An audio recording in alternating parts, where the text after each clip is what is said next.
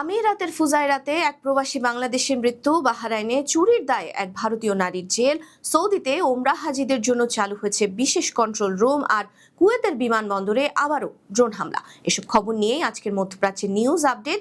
সাথে আছি আমি পৃথ্বী বিশ্বাস। বাহরাইনের খবর জানাবো আপনাদের, তবে তার আগে প্রথমেই জানাবো ফুজায়রাতে বাংলাদেশির মৃত্যুর খবর। আমিরাতের ফুজায়রার আল রিফা এলাকায় ড্রোনের ধ্বংসাবশেষের আঘাতে এক বাংলাদেশি প্রবাসীর মৃত্যু হয়েছে।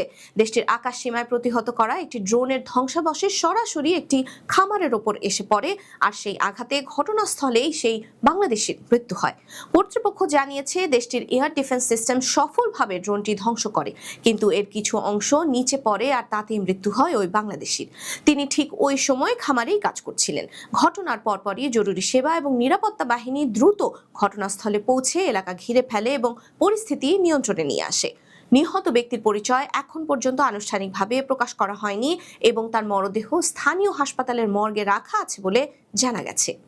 বাহরাইনে ভারতীয় এক নার্সকে রোগীর কাছ থেকে টাকা চুরির অভিযোগে 10 বছরের জেল দিয়েছে দেশটির আদালত। সেই সাথে সাজা শেষে তাকে বাহরাইন থেকে বহিষ্কারের নির্দেশও দেওয়া হয়। বিচারে প্রমাণ হয় সেই ভারতীয় নার্স একজন মুমূর্ষু রোগীর অসুস্থতার সুযোগ নিয়ে নানা সময় রোগীর ফোনের মাধ্যমে তার ব্যক্তিগত ভার্চুয়াল সাইন এবং ব্যাংকিং তথ্য ব্যবহার করে টাকা উত্তোলন করত এবং আন্তর্জাতিক মানি ট্রান্সফার এজেন্সির মাধ্যমে তা ভারতে ট্রান্সফার করত। এমনি করে সে 26,000 বাহরাইনি দিনার চুরি করে। বেশ কিছুদিন ধরে সে এরকম অপকর্ম করে আসছিল। পরবর্তীতে সেই রোগীর ছেলে ব্যাপারটি ধরতে পারে এবং পুলিশে খবর দেয়। প্রাথমিক জিজ্ঞাসাবাদে অভিযুক্ত তার অপরাধ স্বীকার করে এবং চুরি করা 3500 দিনার ফেরত দেয়। বাকি টাকা উদ্ধারের জন্য আদালত ভারতের বিচার ও আইন সংশ্লিষ্ট কর্তৃপক্ষের সাথে যোগাযোগের চেষ্টা চালাচ্ছে। কুয়েত আন্তর্জাতিক বিমানবন্দরে ড্রোন হামলার ঘটনা ঘটেছে। 1 এপ্রিল ভোরবেলায় এই হামলার ফলে বিমানবন্দরের ভেতরে থাকা ফিউল ট্যাঙ্কারে বড় ধরনের অগ্নিকাণ্ড ঘটে। বিমানবন্দর কর্তৃপক্ষের মুখপাত্র জানিয়েছেন, ইরান দেশটির বিমানবন্দর লক্ষ্য করে এই ড্রোন হামলা করেছে, যার ফলে ট্যাঙ্কারে আগুন লেগে যায়। জরুরি নিরাপত্তা বাহিনী দ্রুত ঘটনাস্থলে পৌঁছে পরিস্থিতি নিয়ন্ত্রণে নিয়ে আসে। এখন পর্যন্ত হতাহতের কোনো খবর পাওয়া যায়নি। এর আগে 25 মার্চ কুয়েতের বিমানবন্দর লক্ষ্য করে ড্রোন হামলা চালিয়েছিল ইরান। সেই সময় 58 ঘন্টার প্রচেষ্টায় আগুন নেভানো হয়েছিল। এবার আবার ঘটল সেই একই ঘটনা। সৌদিতে বিভিন্ন দেশ থেকে আসা ওমরাহ পালনকারীদের জন্য বিশেষ অপারেশন রুম চালু করেছে সৌদি সরকার। এই বিশেষ অপারেশন রুম পুরো ওমরাহ ব্যবস্থাপনাকে আরো দ্রুত, নিরাপদ এবং মসৃণ করতে সমন্বিতভাবে কাজ করবে।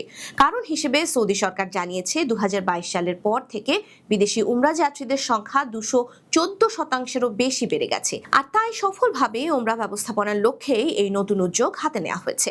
কর্তৃপক্ষ জানিয়েছে এই অপারেশন রুমগুলো 24 ঘন্টা চালু থাকবে এবং বিমানবন্দর থেকে শুরু করে মক্কা মদিনা পর্যন্ত হাজিদের যাত্রা, হোটেলে থাকা, পরিবহন ও অন্যান্য সেবা এই অপারেশন রুম থেকে মনিটর করা হবে।